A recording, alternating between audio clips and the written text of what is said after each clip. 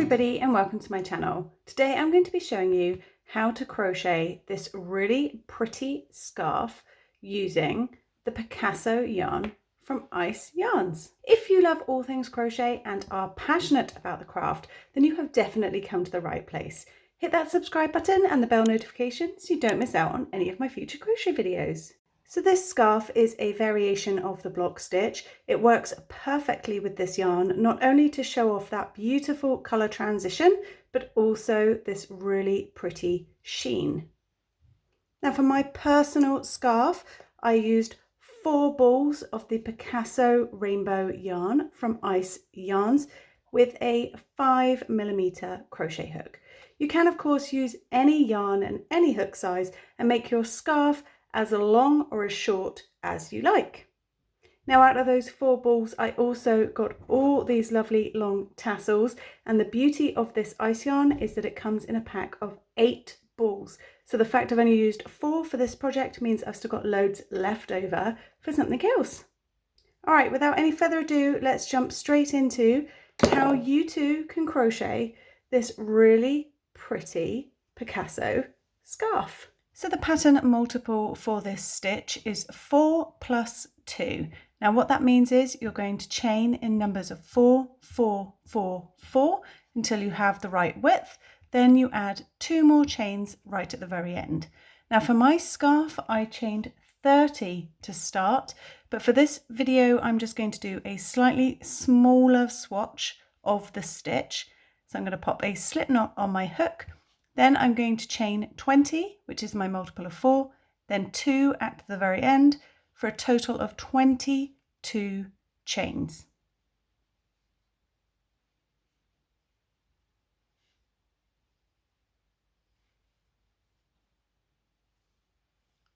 So that's my 22 chains to start.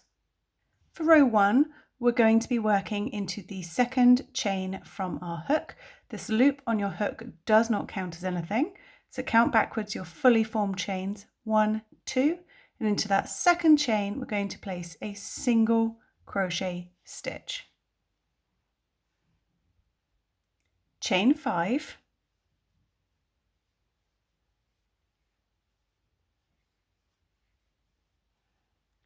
then we're going to skip 3 chains. So you can see this is the chain I worked into with my single crochet. So count 1, 2, 3, and then into that 4th one, place a single crochet.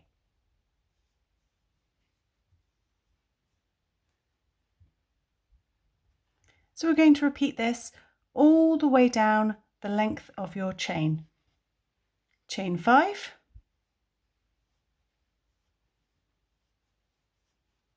skip 3 chains, single crochet in the next.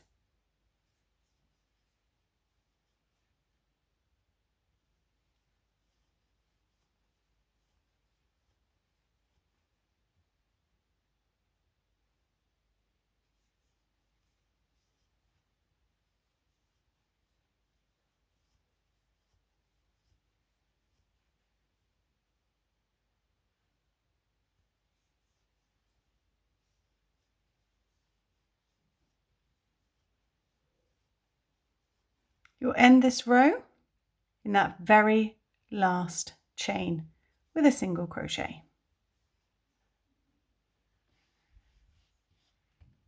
Now for row 2, I'm going to chain 2 and turn. Now that chain 2 counts as your first double crochet stitch of the row. So once you've got your first 2 chains, we're going to be working into these spaces, these chain 5 loops. So working into this space here, we're going to place 5 double crochet stitches, just working around that chain.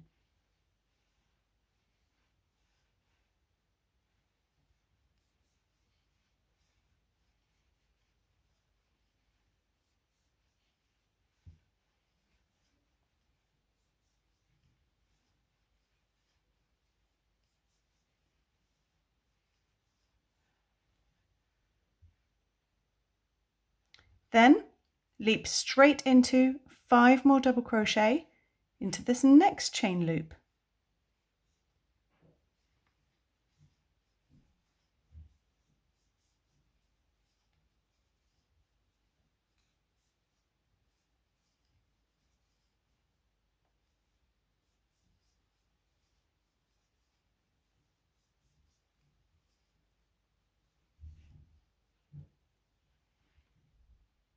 Repeat this all the way down your row. 5 double crochet stitches in every one of your chain 5 loops.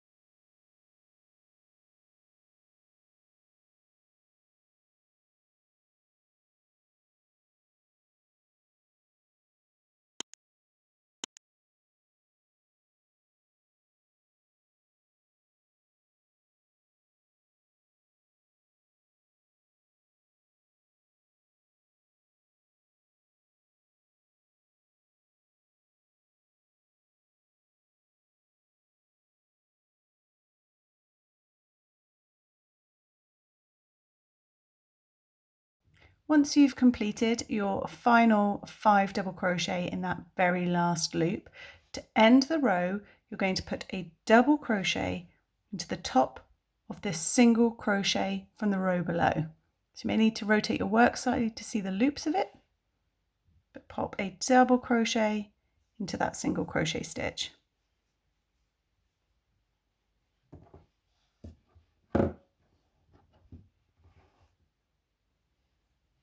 For row 3, chain 1, which does not count, and turn.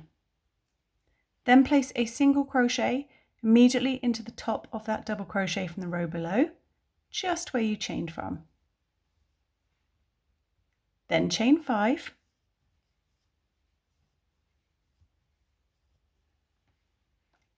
And we're going to work a single crochet in between your clusters of 5 double crochet. So you'll see there's a sort of natural gap in between them. Pop a single crochet right into that space.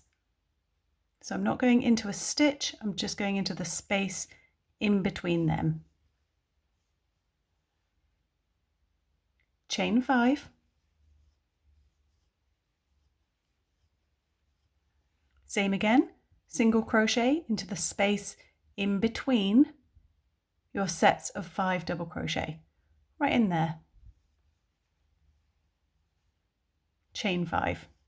Repeat this all the way down the row.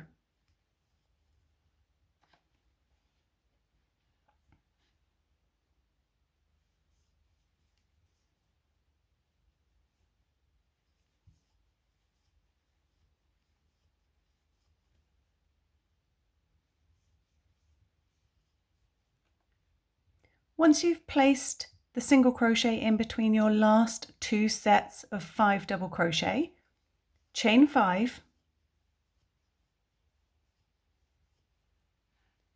and pop your single crochet in the top of your turning chain from the row below.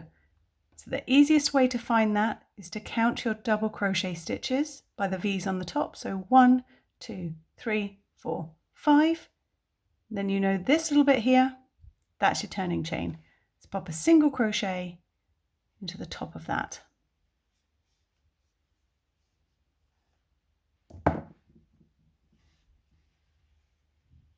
So you want to go ahead and repeat rows 2 and 3 for the full pattern.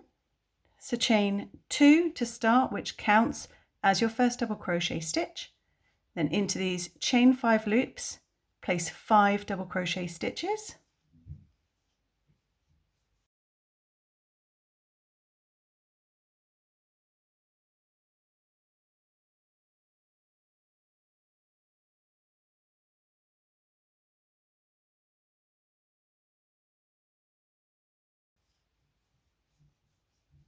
Once you have finished your final 5 double crochet into this last chain 5 loop, you want to end with a double crochet into that single crochet stitch from the row below. Oops, if you can find it. There it is, hiding at the end. And then to repeat row 3, you simply chain 1, turn your work, pop a single crochet into that very first stitch, chain 5, pop a single crochet in between that space, in between your 5 double crochet, sort of sets, clusters, shells, blocks, whatever you want to call them, and chain 5.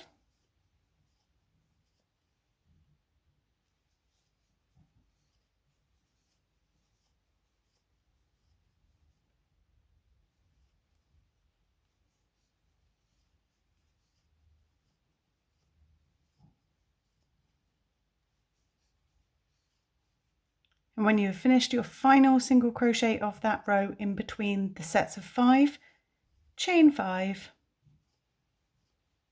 and pop a single crochet to the top of your turning chain.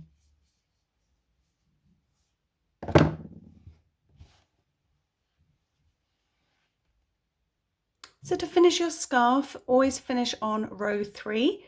That way the top and bottom match. Now if you're doing an infinity cowl, you could then simply sew them together to have one long loop, or you can do what I've done here, which is attach tassels to the end to these chain loops. I've done it at the start of my scarf and also here at the end.